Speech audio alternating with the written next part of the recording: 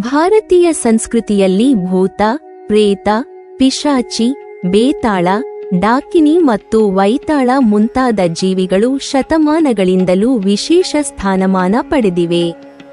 ಇವು ಮಾನವನಿಗಿಂತ ಭೌತಿಕ ಶಕ್ತಿಗಳಲ್ಲಿ ಮತ್ತು ಮಾಯಾಜಾಲದಲ್ಲಿ ಮೇಲುಮಟ್ಟದಂತೆ ಪರಿಗಣಿಸಲ್ಪಟ್ಟಿವೆ. ಈ ಜೀವಿಗಳ ಆರಾಧನೆ, ಪೋಷಣೆ ಮತ್ತು ಪೂಜೆ ಎಂಬುದು ಭಯವಲ್ಲ, ಆದರೆ ಮಾನವನ ಜೀವನದಲ್ಲಿ ಲೌಕಿಕ ಹಾಗೂ ಆಧ್ಯಾತ್ಮಿಕ ಯಶಸ್ಸಿನ ಮಾರ್ಗವೆಂದು ಪುರಾಣಗಳು ವಿವರಿಸುತ್ತವೆ. ಭೂತೇಶ್ವರ ಭಗವಾನ್ ಶಿವನ ಅನುಯಾಯಿಗಳೆಂದು ಈ ಜೀವಿಗಳನ್ನು ಹೇಳಲಾಗಿದ್ದು, ಅವರ ಶಕ್ತಿಗಳು ಶಿವನ ಭಕ್ತಿಯೊಂದಿಗೆ ನೇರ ಸಂಬಂಧ ಹೊಂದಿವೆ. ಭೂತ, ಪ್ರೇತ, ಪಿಶಾಚಿ, ಬೇತಾಳ, ವೈತಾಳಿ, ಡಾಕಿನಿ, ಶಾಕಿನಿ ಮುಂತಾದವರು ಶಿವನ ಅನುಯಾಯಿಗಳು. ಇವರ ಮಹಿಳಾ ಸಮಾನರು ಭೂತನಿ, ಪ್ರತೀನಿ, ಪಿಶಾಚಿನಿ, ವೈತಾಲಿನಿ, ಡಾಕಿನಿ ಕೂಡ ಶಿವನೊಂದಿಗೆ ವಾಸಿಸುತ್ತಾರೆ.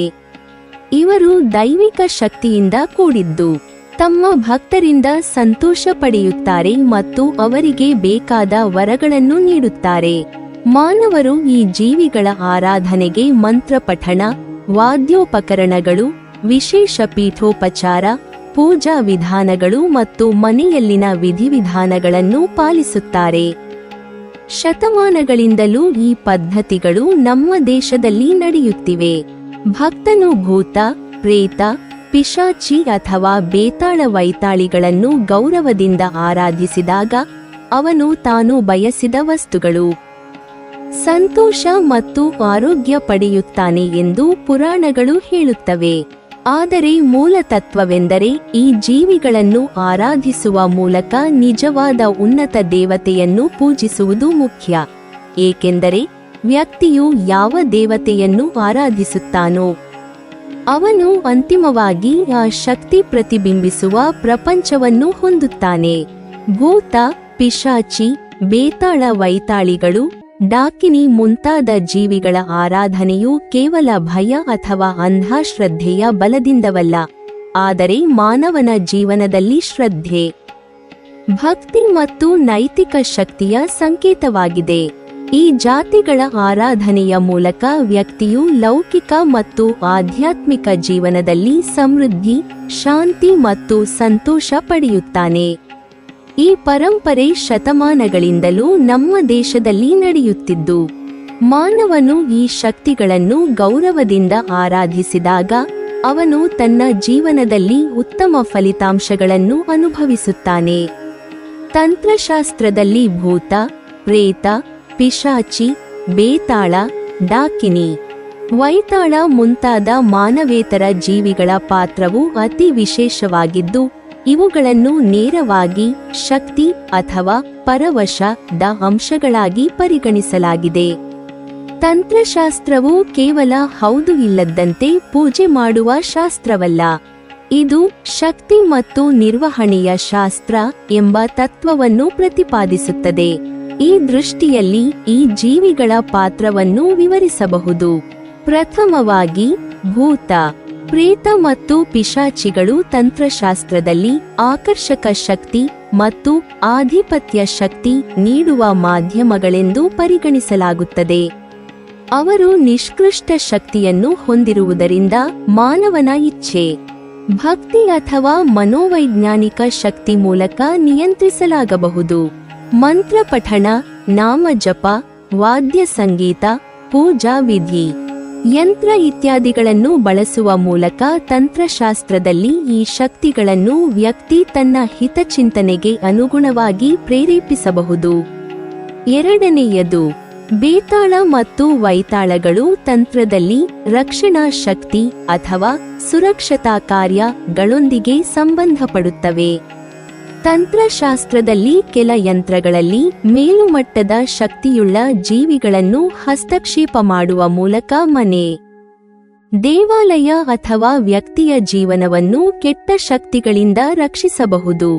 ಡಾಕಿನಿ ಮತ್ತು ಶಾಕಿನಿ ಮುಂತಾದವರನ್ನು ಮಹಾಶಕ್ತಿ ಅಥವಾ ಗೋಪ್ಯ ಶಕ್ತಿಯ ಪರಂಪರೆ ಎಂದು ಹೇಳಲಾಗುತ್ತದೆ. ಇವರ ಶಕ್ತಿಯನ್ನು ಸಕ್ರಿಯಗೊಳಿಸಲು ವಿಶೇಷ ಮಂತ್ರಗಳು, ನಕ್ಷತ್ರಗಳು, ಸಮಯ ಮತ್ತು ವಿಧಾನಗಳು ಅನಿವಾರ್ಯ. ಮೂರನೆಯದು ತಂತ್ರದಲ್ಲಿ ಇವುಗಳ ಪಾತ್ರ ಅವಕಾಶ ಶಕ್ತಿ ನೀಡುವುದು. ಭಕ್ತನ ಮನಸ್ಸಿನ ಶುದ್ಧಿ, ಶ್ರದ್ಧೆ, ಭಕ್ತಿ ಮತ್ತು ಸತ್ಯದ ಮೇಲೆ ಅವಲಂಬಿತವಾಗಿ ಈ ಜೀವಿಗಳು ಅವನು ಬಯಸಿದ ವರವನ್ನು, ಯಶಸ್ಸು, ಧನ, ಆರೋಗ್ಯ ಅಥವಾ ಆಧ್ಯಾತ್ಮಿಕ ಬೆಳವಣಿಗೆಯನ್ನು ಒದಗಿಸುತ್ತಾರೆ. ತಂತ್ರದಲ್ಲಿ ಈ ಶಕ್ತಿಯನ್ನು ಕೇವಲ ಭಯದಿಂದ ಅಥವಾ ಅನುಮಾನದಿಂದ ನಿಯಂತ್ರಿಸಲು ಸಾಧ್ಯವಿಲ್ಲ. ಶಕ್ತಿ ಹೊಂದಲು ಮತ್ತು ಫಲಿತಾಂಶ ಪಡೆಯಲು ಪೂರ್ಣ ಶ್ರದ್ಧೆ ಮತ್ತು ಸಮರ್ಪಣೆ ಬೇಕು. ಇನ್ನೂ ಒಂದು ಮಹತ್ವದ ಅಂಶವೆಂದರೆ ತಂತ್ರಶಾಸ್ತ್ರದಲ್ಲಿ ಈ ಜೀವಿಗಳು ಉನ್ನತ ದೇವತೆಯ ಶಕ್ತಿಯ ಹರಿವಿನ ಮಾಧ್ಯಮ ಎಂಬ ಸ್ಥಾನವನ್ನು ಹೊಂದಿದ್ದಾರೆ. ಕೇವಲ ಭೂತ, ಪ್ರೇತ ಅಥವಾ ಪಿಶಾಚಿಗಳನ್ನು ಆರಾಧಿಸುವುದರಿಂದ ಪ್ರಾಪ್ತಿಯಾಗುವ ಶಕ್ತಿ ಮಾತ್ರ ಲೌಕಿಕವಾಗಿರುತ್ತದೆ. ಆದರೆ ಅವರ ಮೂಲಕ ಉನ್ನತ ದೇವತೆಯ ಶಕ್ತಿಯನ್ನು ಗುರುತಿಸಿ ಪೂಜಿಸುವುದರಿಂದ ನಿಜವಾದ ಆಧ್ಯಾತ್ಮಿಕ ಬೆಳವಣಿಗೆ ಉಂಟಾಗುತ್ತದೆ. ತಂತ್ರಶಾಸ್ತ್ರದಲ್ಲಿ ಈ ಮಾನವೇತರ ಜೀವಿಗಳ ಪಾತ್ರವು 3 ಪ್ರಮುಖ ಅಂಶಗಳಲ್ಲಿ ಮೂಡಿಬರುತ್ತದೆ: ಶಕ್ತಿಯ ಆಕರ್ಷಣೆ ಮತ್ತು ನಿಯಂತ್ರಣ, ರಕ್ಷಣಾ ಶಕ್ತಿ ಮತ್ತು ಸಹಾಯ, ಮತ್ತು ಉನ್ನತ ಶಕ್ತಿಯ ಹರಿವಿಗೆ ಮಧ್ಯಸ್ಥಿಕೆ. ಭಕ್ತನು ಶ್ರದ್ಧೆ ಮತ್ತು ನಿಯಮಿತ ಪದ್ಧತಿಗಳ ಮೂಲಕ ಇವರನ್ನು ಆರಾಧಿಸಿದಾಗ ಅವರು ಲೌಕಿಕ ಮತ್ತು ಆಧ್ಯಾತ್ಮಿಕ ಜೀವನದಲ್ಲಿ ಫಲಪ್ರದವಾಗುತ್ತಾರೆ. ಪರಂಪರೆಗಳು ಹೇಳುವಂತೆ ಭೂತ, ಪ್ರೇತ, ಪಿಶಾಚಿಗಳು, ಬೇತಾಳ ವೈತಾಳಿಗಳು ಮತ್ತು ಇತರ ಮಾನವೇತರ ಜೀವಿಗಳು ಶಿವನ ಅನುಯಾಯಿಗಳಾಗಿದ್ದು, ಅವರ ಶಕ್ತಿಗಳನ್ನು ಆರಾಧಿಸುವ ಮೂಲಕ ಭಕ್ತನು ತನ್ನ ಜೀವನದಲ್ಲಿ ಲೌಕಿಕ ಹಾಗೂ ಆಧ್ಯಾತ್ಮಿಕ ಸಾಧನೆಗಳನ್ನು ಪಡೆಯುತ್ತಾನೆ. ಆದರೆ ಇದರಲ್ಲಿ ಮುಖ್ಯವಾಗಿರುವುದು ಇವುಗಳ ಶ್ರದ್ಧೆಯ ಮೂಲಕ ನಿಜವಾದ ಉನ್ನತ ದೇವತೆಯನ್ನು ಪೂಜಿಸುವುದೇ. ಈ ಮೂಲಕ ವ್ಯಕ್ತಿಯು ತನ್ನ ಜೀವನದಲ್ಲಿ ಶಾಂತಿ, ಸಮಾಧಾನ ಮತ್ತು ಸತ್ಯವಾದ ಯಶಸ್ಸನ್ನು ಪಡೆಯುತ್ತಾನೆ.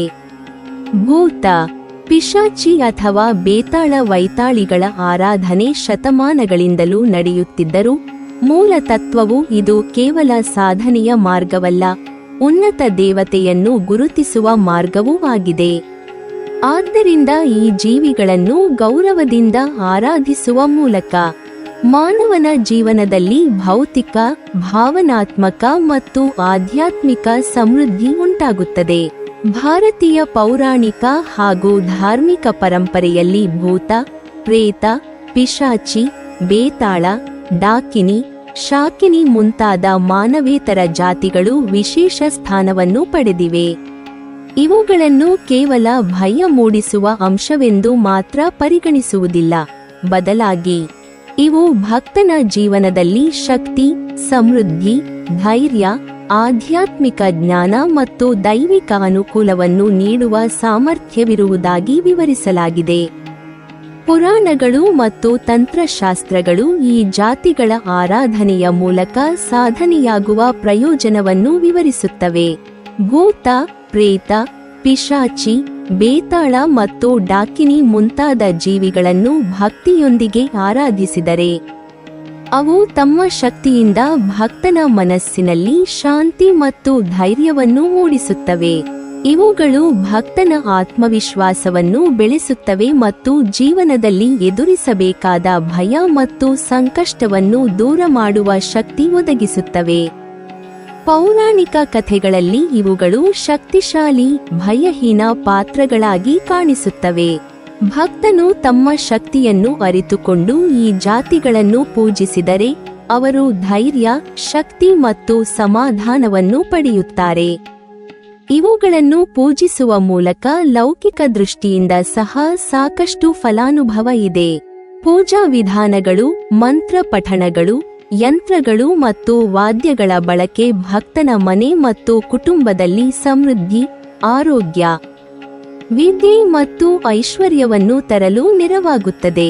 ಪೌರಾಣಿಕ ಗ್ರಂಥಗಳು ಹಾಗೂ ತಂತ್ರಶಾಸ್ತ್ರಗಳಲ್ಲಿ ವಿವರಣೆ ನೀಡಿರುವಂತೆ ಭಕ್ತನು ಈ ಜೀವಿಗಳನ್ನು ಗೌರವದಿಂದ ಪೂಜಿಸಿದರೆ ಅವನು ಬಯಸುವ ವರಗಳನ್ನು ಪಡೆಯುತ್ತಾನೆ. ಆದರೂ ಈ ಲೌಕಿಕ ಫಲಗಳು ಶಾಶ್ವತವಲ್ಲ. ಶಾಶ್ವತ ಆಧ್ಯಾತ್ಮಿಕ ಫಲಕ್ಕಾಗಿ ಪರಮೇಶ್ವರ ದೇವರನ್ನು ಆರಾಧಿಸುವುದು ಅತ್ಯಂತ ಮುಖ್ಯ. ಭೂತ, ಪ್ರೇತ, ಪಿಶಾಚಿ, ಬೇತಾಳ, ಡಾಕಿನಿ ಮತ್ತು ಶಾಕಿನಿ ಮುಂತಾದ ಜಾತಿಗಳ ಆರಾಧನೆಯು ಭಕ್ತನ ನೈತಿಕ ಪ್ರಗತಿಗೆ ಸಹಾಯಕವಾಗಿದೆ. ನಿಯಮಿತ ಪೂಜಾ ಪದ್ಧತಿಗಳು, ಮಂತ್ರ ಪಠಣ, ಯಂತ್ರಗಳ ಉಪಯೋಗವು ಭಕ್ತನ ಜೀವನದಲ್ಲಿ ಶಿಸ್ತಿನ ಅಭ್ಯಾಸ, ಧ್ಯಾನ ಶಕ್ತಿ, ಆತ್ಮನಿಯಂತ್ರಣ ಮತ್ತು ಗಮನವನ್ನು ಬೆಳೆಸುತ್ತದೆ. ಇವುಗಳನ್ನು ಗೌರವದಿಂದ ಪೂಜಿಸುವ ಮೂಲಕ ಭಕ್ತನು ಮಾನಸಿಕ, ನೈತಿಕ ಮತ್ತು ಆಧ್ಯಾತ್ಮಿಕ ದೃಷ್ಟಿಯಿಂದ ಬೆಳೆಯುತ್ತಾನೆ. ಪೌರಾಣಿಕ ತತ್ವದ ದೃಷ್ಟಿಯಿಂದ ಈ ಜಾತಿಗಳು ದೇವೀಯ ಶಕ್ತಿಗಳ ವಿಸ್ತರಣೆಗಳಾಗಿವೆ. ಇವುಗಳಿಗೆ ಭಕ್ತನ ಶ್ರದ್ಧೆ ಮತ್ತು ಆರಾಧನೆ ಶಕ್ತಿಶಾಲಿ ಫಲವನ್ನು ನೀಡುತ್ತದೆ. ಆದರೂ ಈ ಜೀವಿಗಳನ್ನು ಪೂಜಿಸುವುದಕ್ಕಿಂತ ಹೆಚ್ಚು ಮಹತ್ವವು ಉನ್ನತ ದೇವರನ್ನು ಪೂಜಿಸುವುದರಲ್ಲಿ ಇದೆ. ಭಕ್ತನು ಈ ಶಕ್ತಿಶಾಲಿ ಜೀವಿಗಳನ್ನು ಪೂಜಿಸುವ ಮೂಲಕ ಶಕ್ತಿ, ಧೈರ್ಯ, ಸಂಪತ್ತು ಮತ್ತು ಶಾಂತಿಯನ್ನು ಪಡೆಯುತ್ತಾನೆ. ಆದರೆ ಶಾಶ್ವತ ಆಧ್ಯಾತ್ಮಿಕ ಜ್ಞಾನ, ಆತ್ಮಶಾಂತಿ ಮತ್ತು ಪರಮ ಪುರುಷನ ಅನುಭವವು ಉನ್ನತ ದೇವರನ್ನು ಪೂಜಿಸುವ ಮೂಲಕ ಮಾತ್ರ ಸಿಗುತ್ತದೆ. ಈ ರೀತಿಯಾಗಿ ಭೂತ, ಪ್ರೇತ, ಪಿಶಾಚಿ, ಬೇತಾಳ, ಡಾಕಿನಿ ಮತ್ತು ಶಾಕಿನಿ ಮುಂತಾದ ಮಾನವೇತರ ಜಾತಿಗಳನ್ನು ಪೂಜಿಸುವುದು ಭಕ್ತನ ಜೀವನದಲ್ಲಿ ಆಧ್ಯಾತ್ಮಿಕ ಬೆಳವಣಿಗೆ, ಲೌಕಿಕ ಸಮೃದ್ಧಿ, ಭಯ ನಿವಾರಣೆ, ನೈತಿಕ ಪ್ರಗತಿ ಮತ್ತು ದೈವಿಕ ಅನುಕೂಲವನ್ನು ನೀಡುವ ಮಹತ್ವಪೂರ್ಣ ಸಾಧನೆಯಾಗಿದ್ದು, ಭಾರತೀಯ ಸಂಸ್ಕೃತಿಯ ಪೌರಾಣಿಕ ಪರಂಪರೆಯ ಮುಖ್ಯ ಅಂಶವಾಗಿದೆ. ನೀವಿನ್ನೂ ನಮ್ಮ ಚಾನೆಲ್ ಅನ್ನು ಸಬ್ಸ್ಕ್ರೈಬ್ ಮಾಡಿಲ್ವಾ? ಹಾಗಾದರೆ ಈ ಕೂಡಲೇ ನಮ್ಮ ಇಂದ್ರಜಾಲ ಚಾನೆಲ್ ಅನ್ನು ಸಬ್ಸ್ಕ್ರೈಬ್ ಮಾಡಿ ಮತ್ತು ಪಕ್ಕದಲ್ಲಿರುವ ಬೆಲ್ ಐಕಾನ್ ಅನ್ನು ಕ್ಲಿಕ್ ಮಾಡಿದರೆ ನಮ್ಮ ಹೊಸ ವಿಡಿಯೋಗಳನ್ನು ನೀವು ನೋಡಬಹುದು.